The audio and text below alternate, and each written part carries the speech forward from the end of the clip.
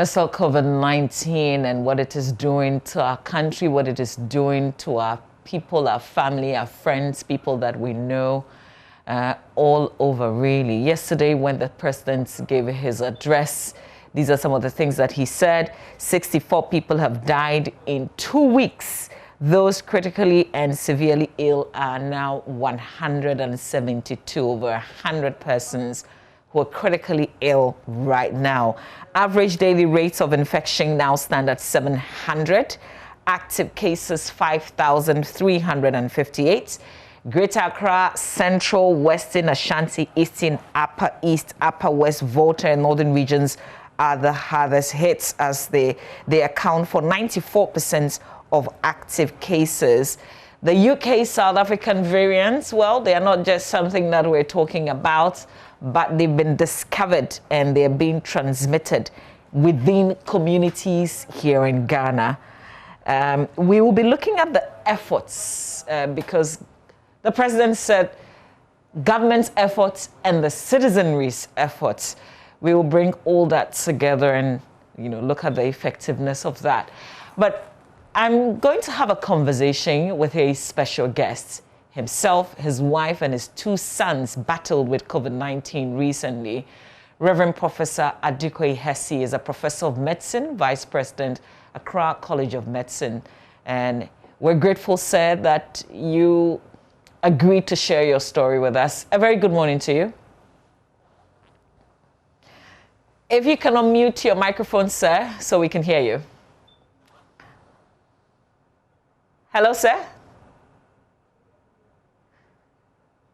Okay, we would have to work on that. But Reverend Professor Adukoyi Hesse, Professor of Medicine, I think I can hear something moving now. Hello, Reverend. Good morning. Yes, good morning. I can hear you. Okay, great. There you are. You look good, by the way. Well, actually, sometimes it's good to lose weight, forced or unforced. Thank you. All right. Yeah. So I read the piece in terms of what you've had to go through with your entire family after attending a birthday party for an 8-year-old. Can you share that story with us again, where you think you may have contracted COVID-19 in the first place? Well, yes. That was the last of the grandchildren, the last grandchild's birthday for the year. And it's also part of the Christmas festivities. So it was Christmas Eve. We went to the party, and our family has been very, very, very, very careful. So very careful. We advocate and we correct people on the streets, wherever. Indeed, if we're to buy something by the roadside and they were not wearing any mask, we would just drive away, and so on and so forth. So that day, that evening, we had a little debate and asked ourselves whether it was worth going to this party at all. But then the social pressure of what the little child will think, his parents, her parents, and so on and so forth. So, okay, we masked up as we always do. And if you come to our house, we have tens of masks in the house, all different types. We keep on ordering different, so we have a lot of masks. So we masked up, we're very careful. When there, the aim was that we stay for a short while. And we went, it was an open air rooftop near the beach, good breeze party. And the funny thing was that we went and we met these young nephews, in-laws, and so forth, no masking, but we were masked. And we come from a compound house. So all of us in the compound house, we keep to ourselves. And so at the party, we kept to ourselves, all of us in the compound house. Then it came to eating. And that is where where we can't eat and drink without masking. So that was it. For the 30 minutes or so, and just about that time too,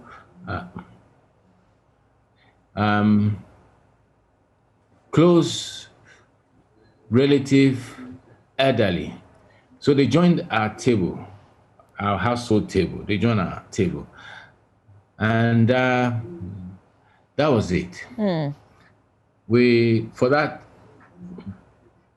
minutes of eating and talking and enjoying ourselves, supposedly, unfortunately, unknown to us and unknown to all of us, that is all involved, the other, let's say, others from our bubble had had a birthday party or a party before, and unfortunately, one of that party had been infected. So after this party, after Christmas, indeed, we had another party at home, but we're more careful with that. It was really close. Anyway, then we got to hear that, Ashimasi had tested positive, and some of us who had been to this other party were going to test. And they tested and they were positive. And then 2 days later, we also started having symptoms. So did you test positive before the symptoms started showing? No, we didn't test at all. It was only after they had tested and were waiting for the results. And then I particularly started feeling the flu-like sickness, flu-like malaria, like anything else you get. You get, body pains, a bit of headache, not feeling good, and then later on the sweat and actually fever. Africans, our fever is breaking up in sweat. Our mechanism of temperature control is better than others, unless it's, sick. So you break up in sweat, and then your skin is cold because you got sweat on your skin. So you feel hot, but your skin is cold, and because you're sweating. Anyway. So at this point, did you think it was COVID? Oh, I mean, with the history of the contact that we had, so all of us in this household, there were 12 of us, we trooped, including the baby, we all trooped to the testing center, and we all had the test except the little baby. All of us had the test. Indeed, the following day when we got the results, mine was negative. But the following day, I was even more unwell than the day of the test. So a day after, I trooped back to the test center, and I saw the boss, and I said, "Look, boss, I'm a doctor. I know I'm sick. I've got a good contact, and your test said was negative. But in the testing, I realized that the tester was talking, so the attention and this swab did not get to where it should have gotten. So please test me again." And that was done. And then I was positive. And from then on, it went downhill in terms of wellness. When I was reading that piece about what you went through, it's a bit about yourself, your wife, and your 2 sons, and the fact that you were at the UGMC. One of your sons was at the Ga East Medical Center. So this is your entire family, all of you battling with the same disease, really? Yes. As it so happened, these 2 sons, the younger one, he Yes, he had been a bit symptomatic, a little muscle pain, but by the time the results came, he was okay, and he's been okay. The older son, after I had been admitted, he also got worse, and we had to my wife had to arrange for his admission. Yes, that was it. What? So the younger you are, I mean, what my second son's two children also were affected with him, and by the two children, it's just like having a little fly touch you and you, I don't know. So they got better quickly. They didn't even get sick. They didn't even get really sick. But that's see, the younger you are, the more resilient you are, and the more you're able to bounce back if you got sick. But let's talk about our children in the 40s, yeah, and 30s. So they got sick. They got the COVID. And when I was admitted, I met people 40s and 50s and some, I think, early 70s also. You describe this disease as evil. I'm sure it's the place where it took you. Can you help us understand what you went through even at the UGMC? Yeah. I had so many operations, and I've gone to ICU after the operation. So staying in ICU is nothing new. But the feeling this time of Bible says, later on I understood two things in the Bible. One, anyone sick, call the elders. I couldn't do anything for myself. I couldn't think, I couldn't pray, I just could not do anything. And I saw myself as different from my thought mind. Saw me in like two people and let me give you an example. I'm lying down, the nurse comes and said, Prof, here are your medicines. Would you like to take them now? And here's your breakfast. Would you like to take them now? So I just didn't want to be disturbed. So I said, just give me a few minutes.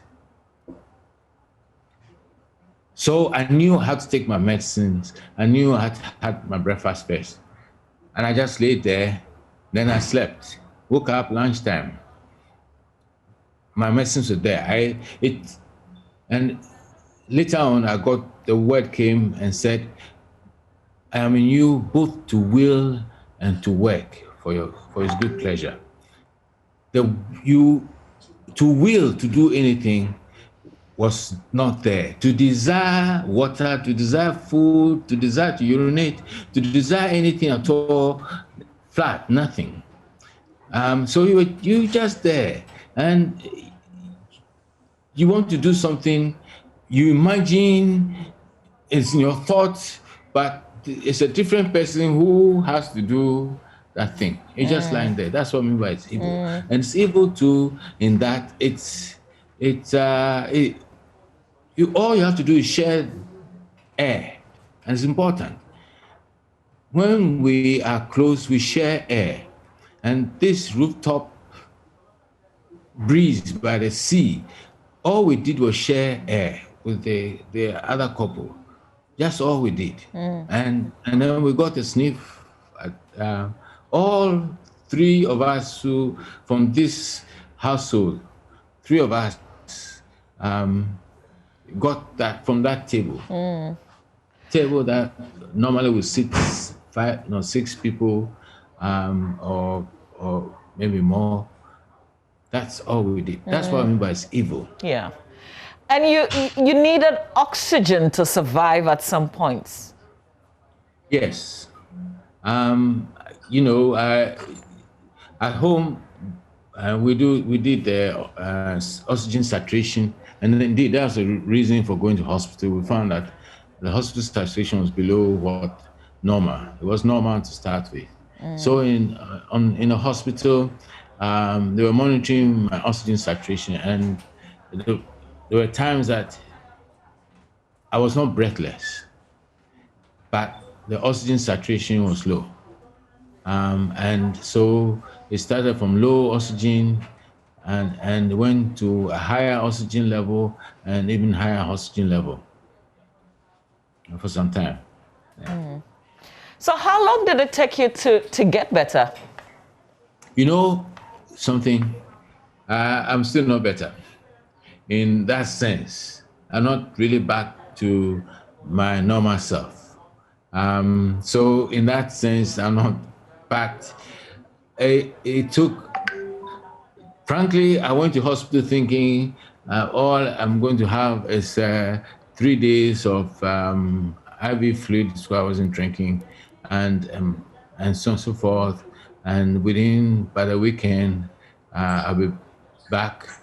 And it lasted about a week. And frankly, all those days are blur. You know, it didn't matter whether it was, of course, when you're ICU, you don't see outside. So the days come and go, and it's all light. Indeed, at night the lights are all on. So it's like being a modern day chicken coop. The lights are on all the time, so you don't know day from night.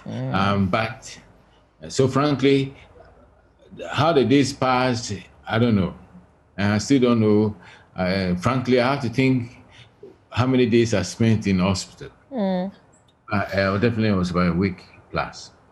What was your support? I mean, is there anything like inspiration at that particular point in time? What was holding you together?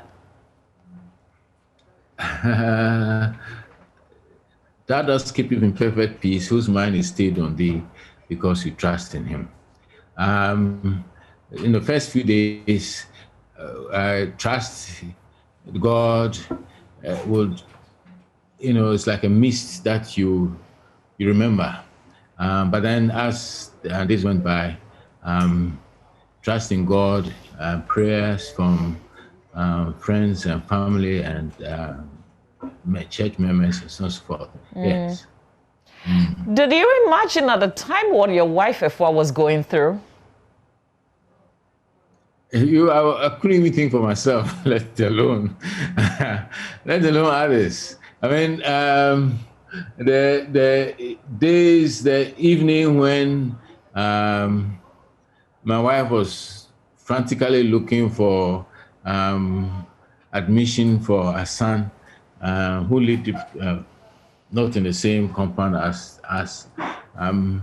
Later on, I got to know how she suffered, and I mean, it's a lot. Had to go through a lot. I think probably we ought to look at that as health, as Ghana Health Service, as Minister of Health, because even doctors don't know how to assess the system for treatment. You must be happy following your own situation, the kind of measures put in place, because you really were for the recommendations, the direction that the Ghana Medical Association was given. And then yesterday, in the president's address, he did ban some public activities. That must be good news to you. Oh yes, these are not rocket science things. And if you see a plane going up, you don't need to see the plane. How should we say? You don't need to see the plane going 100 feet. When from 10 feet you can see the projector. So really, 2 weeks too late, but never too late for this. You know, the thing about what I read from you that got me thinking a bit again. After the party, now you're thinking, I could have avoided the party. I mean, what was the point? Because the children were not even interacting with us. Oh, yeah, adults. they are bouncing all over. They're all over the place, and you really have to call even the birthday girl to let you know that, so there are certain funerals you go, not because really you're going to the funeral, but you feel obligated to those who are mourning. So you go and show yourself to be seen that you have come to join them in mourning. That social pressure that you feel on you. But meanwhile, so long as they have their own friends and little ones, they were all over, up and down, and all over the place. And yes, we also went and we cuddled in our nice little bubble. And so, I mean, that we do often in our compound house. So, what is the big deal? And that is a real social distancing that we should look at. Yes, when you come close, you physically distance. But to go to parties, to go to congregations, to go to funerals, to go to places where your bubble will be best, that is a social distancing we are talking about. We can socially interact as I'm doing with you, on Zoom, on telephone, WhatsApp, as we do on schoolmates platform and so forth. That is, we are socializing. But to physically go and socialize, and socialize, including work. One person infecting 500 people in that closed environment, sharing the same environment, that is not necessary. So I'm happy that they have been banned, and really we shall return back to the first measures we took when we were frightened, and we still should be frightened because hundreds are dying. Now, at the beginning, there were 1, 2, 3, you could count. Now, it's community. The community is spread, and not only Accra, Kumasi. When I was going to hospital, it was Accra, Takoradi, and Kumasi. Now, 2 weeks, 3 weeks later, it's the whole country. It's fire. Let not it burn in your house before you feel that the heat. We should see the heat. If you see somebody's house burning, you don't feel the heat, but you can see the flames. That is heat enough for you as a country, as people, as individuals, that we should do. Frankly, if now you come to my house, you sit outside. You mask. You don't enter my gate without masking. You mask, and we all mask indoors. And as soon as anybody is bursting our bubble, we all mask in the house. So what do you do with yourself these days? Is there a personal restriction on yourself, so you're home the whole time? I'm home the whole time. I've had to go out twice, or maybe 3 times. So I saw the doctor, so I had that. But masking, I'm home all the whole time. Like I said, I see people outside. The house is nice and shady, where we can talk, and so on and so forth. By masking, nobody comes in our gate without masking. None of us goes out without masking, and so on and so forth. And I wish that trotters. Fair enough. A lot of the times, people sitting in trotters don't talk because it's talking. But I see some trotters, the windows are so small. I wonder if we should look at those things. Before then, I haven't been to church for all the while. That is from Christmas time. I haven't been to church. But when I go to church, used to go to church, I used to mask and shield. Mask and shield. And church arrangements, very fine. No, you keep a distance. Keep your distance, you talk, and so on and so forth. Fair enough. But there are certain churches I went to. and this was pre-Christmas. Now our church is strict. But I went, you know, those who use microphones in church, or you journalists, you know, it pains my heart to see a journalist masked or unmasked interviewing people in the streets without mask.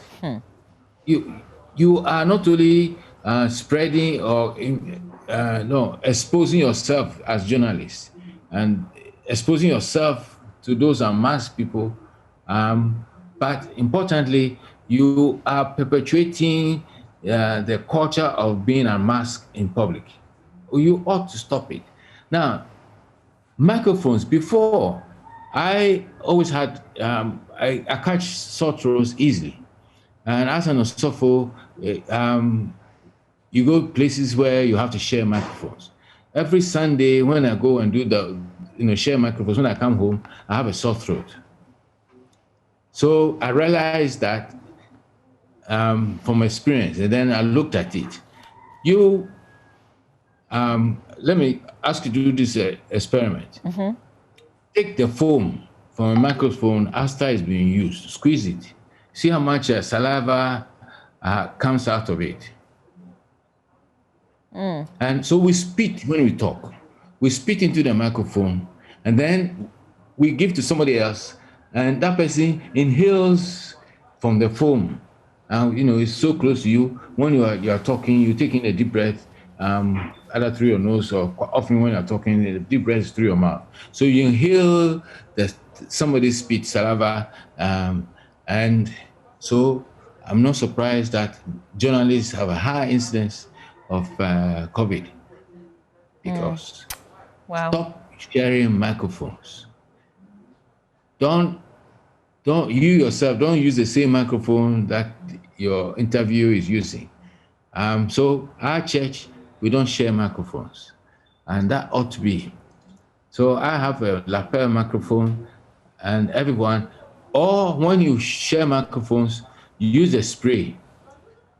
Spray the microphone, sanitize it, or everybody has his own foam.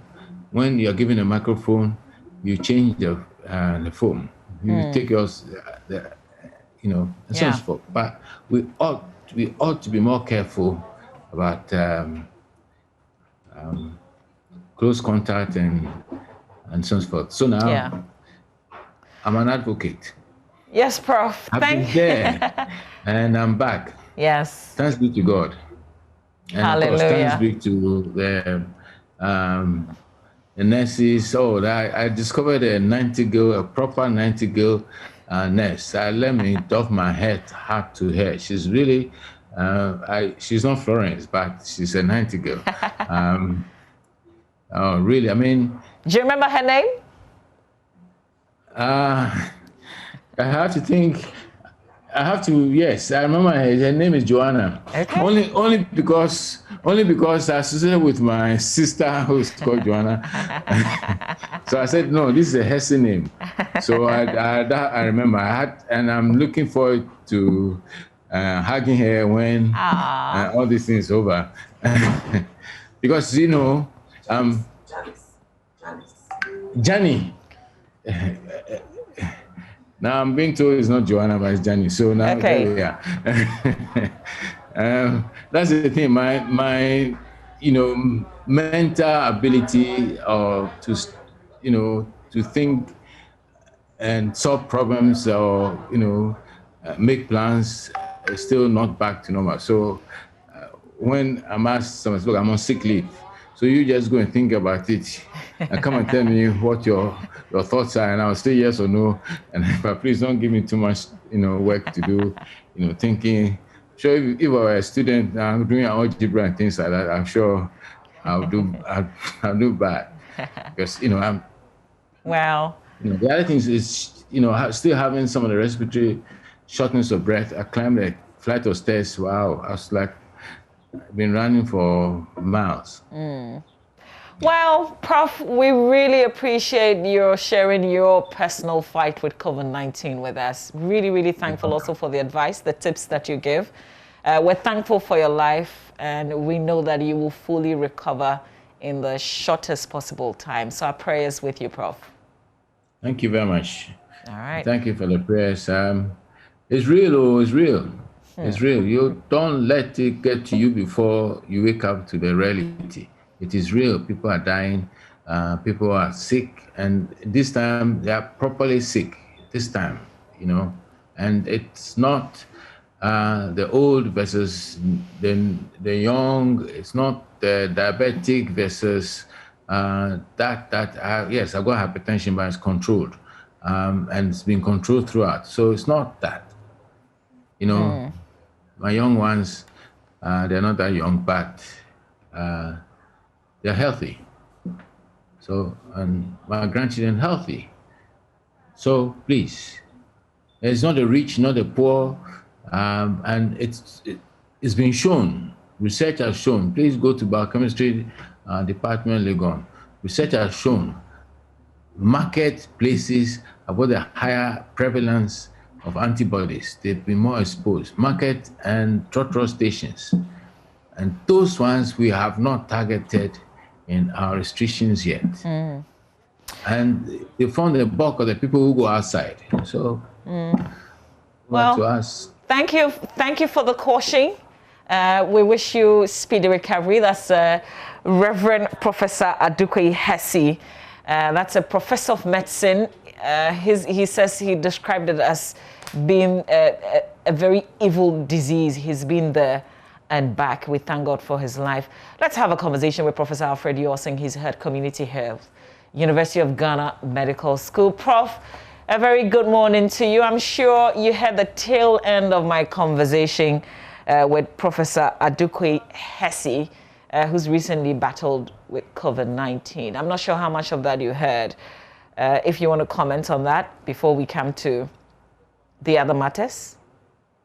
Yes, thank you very much. I must say I did. And Prof. Hesse happens to be my teacher and one of my mentors. So it's so good to see him back and healthy. We thank God for the experiences he's sharing. And I think it's very good to hear from people like that who have been there, who are medics, and who know what to do. So we thank him for their contribution and the education to the public. Yeah. I have one little assignment, though. I mean, I don't have the capacity to assign you. But if you can look for Auntie Janice at the UGMC for us, so we can all say thank you to her for taking care of Prof when he was there at the facility. That would be good. I can do that. Thank you so much. But Prof. Yorsing, I wanted us to go through the kind of measures that government has put in place now. We're returning back to no big funerals, do a private one, no weddings, no parties. The beaches apparently are still closed. But you know that some of the things that we were told were closed, were banned. People were still doing those same things. So how confident are you in these measures announced by the president yesterday? Yes, no matter how little, it's important. And I think it's very good we are taking such steps to limit gatherings, public meetings, and all that. It is very important.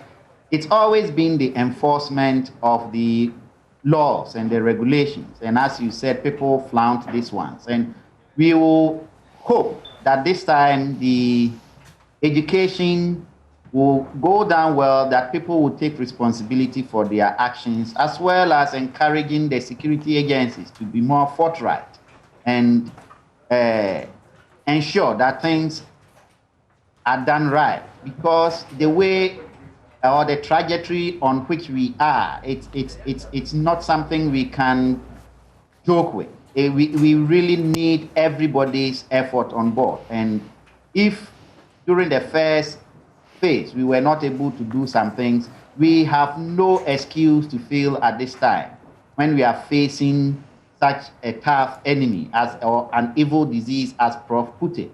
we need to encourage every person in authority to be able to support these ones. And as we said, the measures are good, but they are not all encompassing and all embracing. There are still some areas that we seriously need to look at.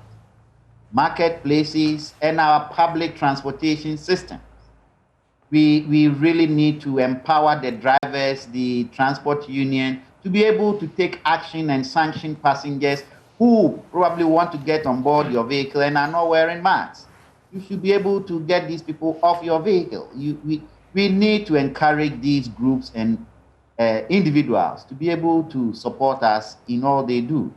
One thing we must know as a country, and we should, as parents, as guardians, is our actions at this time that is going to protect our children who are in school. If we fail ourselves, then we are terribly going to fail our children too. And that is not good enough. But Prof, how do you convince market women who say to us openly that we have not been wearing the mask, but we're fine? We don't know anybody around us who has suffered from this disease that you talk about. I mean, we take our microphones there and that's what they tell us all the time. How do you change the minds of these people?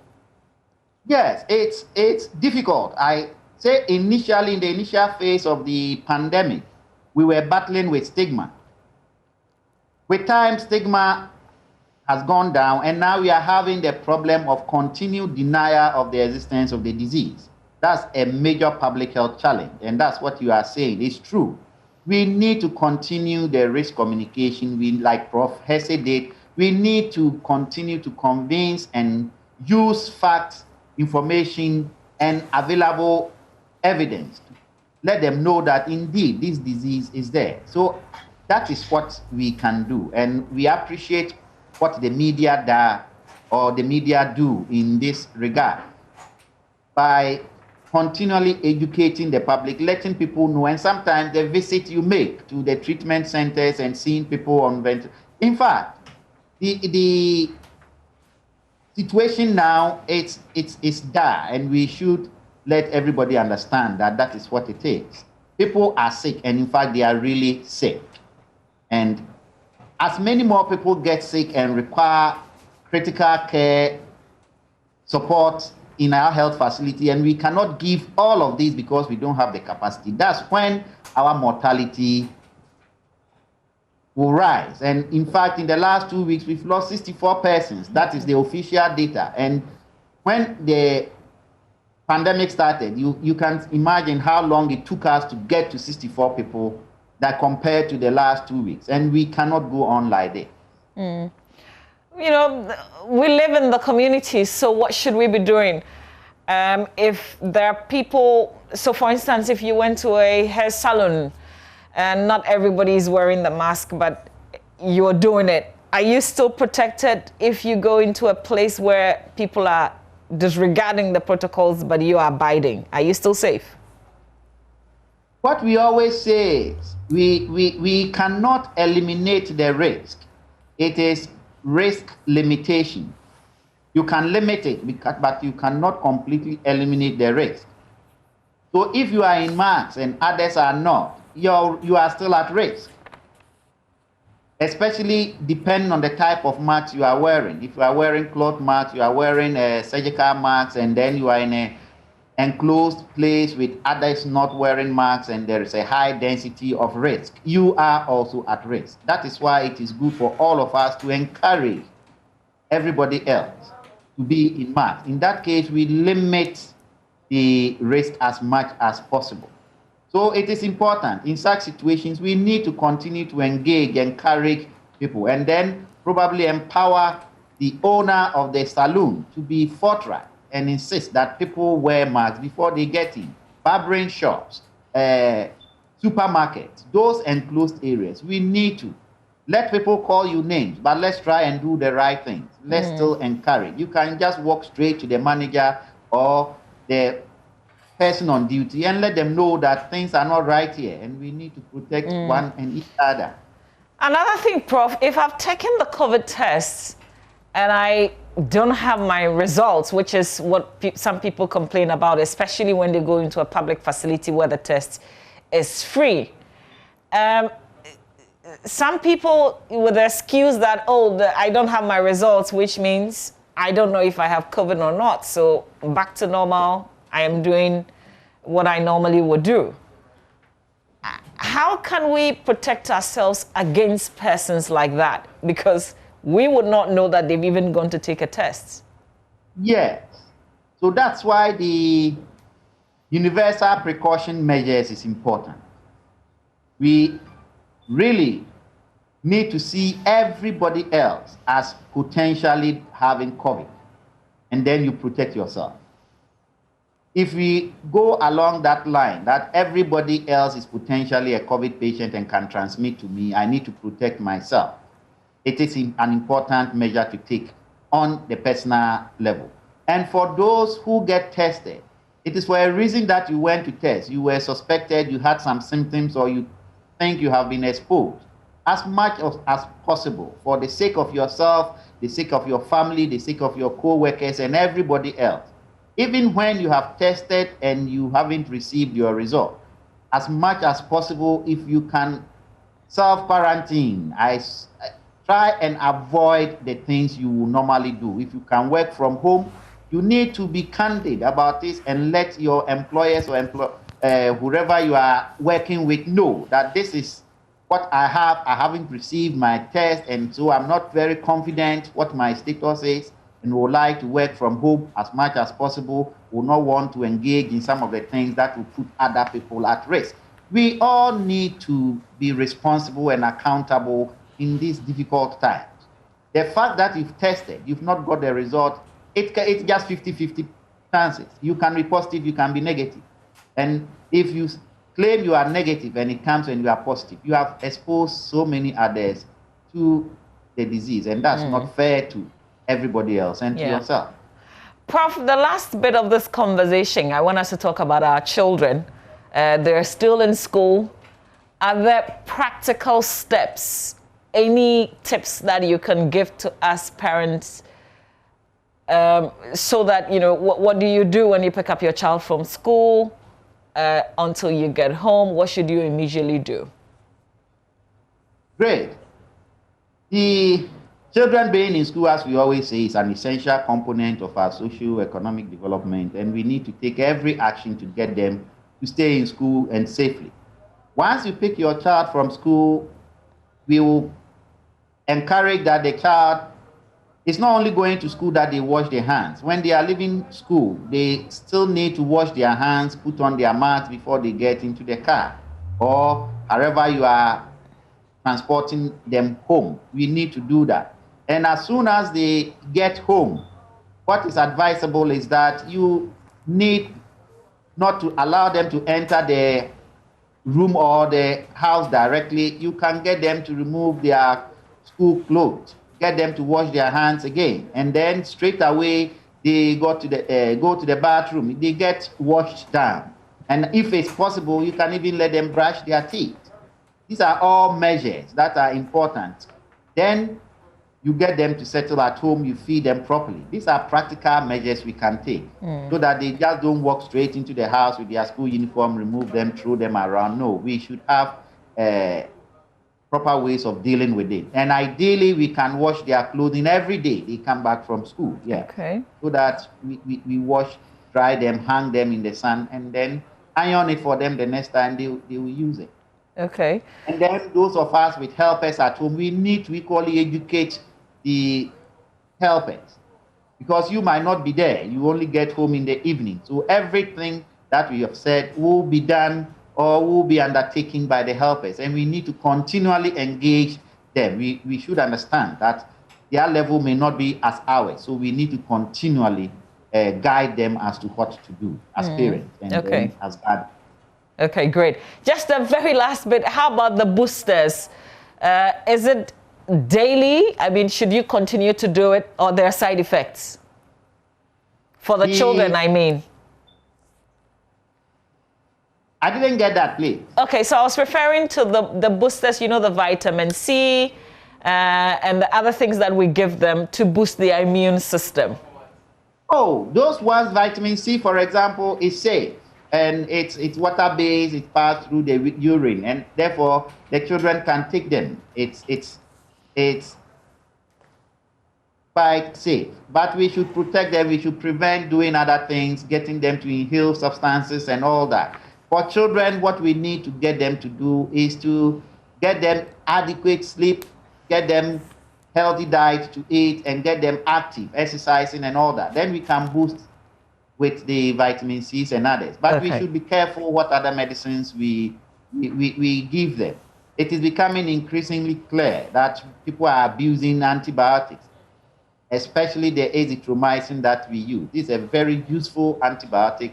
It should be sold only under prescription. Unfortunately, there are always gaps in the system, and people are doing all kinds of concoction, cocktails, combination of medication, and it's not helping our cause. So we need to educate the public on this as well. Well, Prof, thank you so much for your time. We'll leave it here, but I know that we'll have plenty of conversations in the future. Thank you for the tips. I didn't know about the brushing for the children and the daily washing of, the uniforms that they take to school. So thank you for the great tips. It's important. Yes, it helps. Right. Okay. Thank you, sir. And that's our conversation really on COVID. I mean, the rest of it is for us to do. I mean, you've heard so many stories being shared. You know that COVID is real. Please take care of yourself and take care of the next person by you. Up next, we're talking fighting child slavery. And there's a song that will be launched on the show today. You've got to stay for it.